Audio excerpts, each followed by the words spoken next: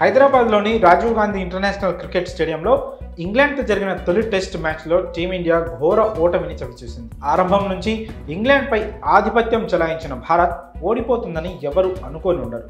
కానీ ఇంగ్లాండ్ అద్భుత పోరాటంతో గెలవాల్సిన మ్యాచ్లో టీమిండియా ఓటమి పాలైంది. ఈ మ్యాచ్లో తొలుత బ్యాటింగ్కు దిగిన ఇంగ్లాండ్ను కేవలం 246 పరుగులకే ఆల్అౌట్ చేసి తర్వాత తొలి ఇన్నింగ్స్లో 436 పరుగుల భారీ స్కోర్ చేసిన తర్వాత కూడా టీమిండియా ఓడిపోయిందంటే జట్టులో లోపాలు ఏ రేంజ్లో ఉన్నాయో అర్థం చేసుకోవచ్చు. రెండో ఇన్నింగ్స్లో ఇంగ్లాండ్ టీం మొత్తాన్ని ఓ ఆట ఆడుకున్న భారత బౌలర్లు ఒక్క ఓలీ పోప్ను మాత్రం పడగొట్టలేకపోయారు. అలాగే చివరి ఇన్నింగ్స్లో సాధారణమైన ఇంగ్లాండ్ బౌలింగ్ను ఎదుర్కోలేక మ్యాచ్ వాళ్ళ చేతుల్లో పెట్టేశారు.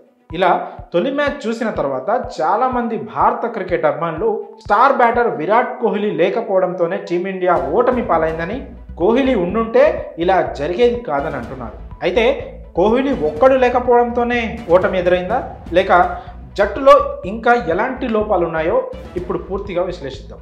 ముందుగా విరాట్ కోహ్లీ గురించి మాట్లాడుకుంటే, కోహ్లీ లాంటి మ్యాచ్ విన్నింగ్ ప్లేయర్ టీంలో లేకపోవడం ఖచ్చితంగా పెద్ద మైనస్. దాన్ని ఎవ్వరూ కాదనట్లేదు. పైగా ఈ మ్యాచ్లో టీమిండియా చివరి ఇన్నింగ్స్లో 231 పరుగులను చేస్ చేస్తూ ఓడిపోయింది. కోహ్లీ ఉంటే చేజింగ్ బాగా చేసేవాడు. అతనికి ఆల్రెడీ చేస్ మాస్టర్ అని పేరు కూడా ఉంది. పైగా ఒక ఎండ్లో వికెట్లు పడుతుంటే మరో ఎండ్లో కాస్త టైం తీసుకొనైనా వికెట్ కాపాడేవాడు.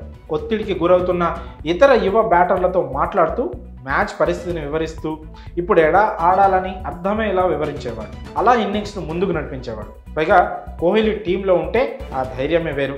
భారత క్రికెట్ అభిమానులు అంటున్నట్లుగా కోహ్లీ తొలి టెస్ట్ మ్యాచ్లో ఉంటే ఖచ్చితంగా ఫలితం వేరేలా ఉండేది. కానీ కోహ్లీ లేకపోవడం ఒక్కటే ఇక్కడ సమస్య కాదు. జట్టులో చాలా లోపాలు కనిపిస్తున్నాయి. వీటిలో ప్రధానమైంది మూడో స్థానంలో ఆడే ప్లేయర్. ప్రస్తుతం ఈ ప్లేస్లో యువ క్రికెటర్ శుభ్మన్ గిల్ ఆడుతున్నాడు. ఓపెనర్లలో ఏ ఒక్కరి వికెట్ త్వరగా పడినా వన్డౌన్లో వచ్చే బ్యాటర్పై ఎక్కువ బాధ్యత ఉంటుంది. బ్యాటింగ్ లైనప్లో మూడో స్థానం అనేది ఎంతో ముఖ్యం. కానీ గిల్ ప్రస్తుతం ఫామ్లో లేడు. అలాంటి ఆటగాడిని కీలకమైన మూడో స్థానంలో ఆడించడం టీమిండియాను ఖచ్చితంగా దెబ్బతీసింది. తొలి 2 మ్యాచ్లకు కోహ్లీ లాంటి బ్యాక్ బోన్ ఆటగాడు దూరం అయితే అతని స్థానాన్ని భర్తీ చేయగల ఆటగాడిని తీసుకోవాలి. కానీ బెంచ్కి పరిమితమయ్యే రజత్ పటిదార్ లాంటి యువ ఆటగాడిని తీసుకొని టీంలో కోహ్లీ కీ ప్లేయర్ కాదన్నట్లు వ్యవహరించారు సెలెక్టర్లు. కోహ్లీ లాంటి సీనియర్ ప్లేయర్ లేనప్పుడు ఏ చటేశ్వర్ పుజారానో, అజింక్య రహానేనో లాంటి సీనియర్ టెస్ట్ స్పెషలిస్టులను తీసుకొని ఉండాల్సింది. కానీ సెలెక్టర్లు ఆ పని చేయలేదు. టీమిండియా ఆడుతుంది టెస్ట్ సిరీస్ అనే సంగతి బహుశా వాళ్ళు మర్చిపోయినట్లున్నారా, లేక ఇంగ్లాండ్ను తక్కువ అంచనా వేశారా అనేది అర్థం కాని ప్రశ్న. కర్ణుడి చావుకు 1000 కారణాలు అన్నట్లు తొలి లిస్టులో టీమిండియా ఓటమి కూడా అలానే చాలా కారణాలు ఉన్నాయి. జట్టులో అనుభవం ఉన్న ప్లేయర్లు లేరనే విషయాన్ని ఇంతకుముందే చెప్పుకున్నాం.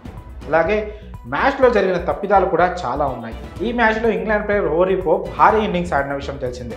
ఇండియాకి విజయానికి అడ్డుగోడ కట్టిన ఓలీ పోప్ 110 పరుగుల వద్ద ఉన్న సమయంలో జడేజా బౌలింగ్లో క్యాచ్ ఇచ్చాడు. దాన్ని అక్షర్ పటేల్ నేలపాలు చేశాడు. టెస్ట్ క్రికెట్ అనే కాదు, ఏ మ్యాచ్లోనైనా క్యాచ్లు చాలా ముఖ్యం. క్యాచెస్ విన్స్ మ్యాచెస్ అనే ఇంగ్లీష్ సేయింగ్ ఉండనే ఉంది.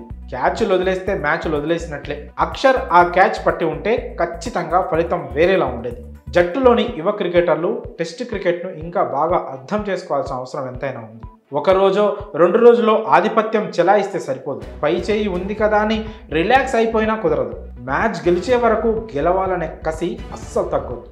కానీ ఇంగ్లాండ్ రెండో ఇన్నింగ్స్ సమయంలో గమనిస్తే టీమిండియా బౌలర్లు, ఫీల్డర్లు కాస్త రిలాక్స్ అయిపోయినట్లు స్పష్టంగా కనిపించింది.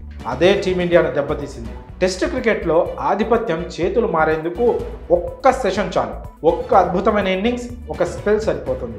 ఓలీ పోప్ ఆడిన అద్భుతమైన ఇన్నింగ్సే ఇంగ్లాండ్కు విజయాన్ని అందించింది.